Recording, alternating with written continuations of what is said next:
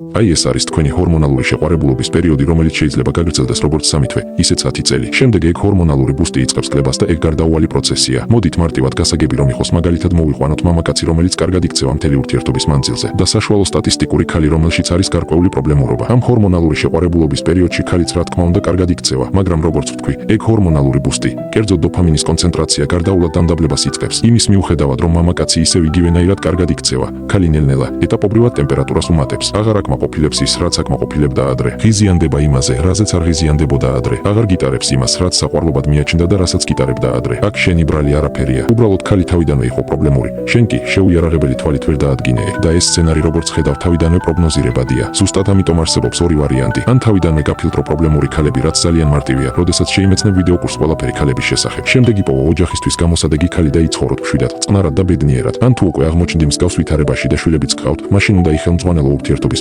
მმართველით. თუმცა უკეთესი იქნება ორივე ვიდეო კურსის კომბინაცია, რადგან ზუსტად დაადგენ შენი ქალის ფსიქოტიპს და ზუსტად გეცოდინება რა ხდება, რატომ ხდება და როგორ უნდა უშველო მაგ ვითარებას. რადგან ერთ ქალს კვერცხები აბია და სულ კონკურენციაში შემოდის ურთიერთობაში დომინანტის პოზიციისთვის. მეორეს დრამატიზაციისკენ და ტანჯვისკენ აქვს მიდრეკილება. მესამეს ემოციური დრაივები სჭირდება. მეოთხეს კი სამივე ერთდროულად სჭირდება და სინამდვილეში საგიჟეთში არის გამოსაკეტი. თუმცა ეს უკვე სულ სხვა ისტორიაა. ვიდეო კურსების კატალოგი კომენტარშია. შესაძენად მომწერე WhatsApp-ზე.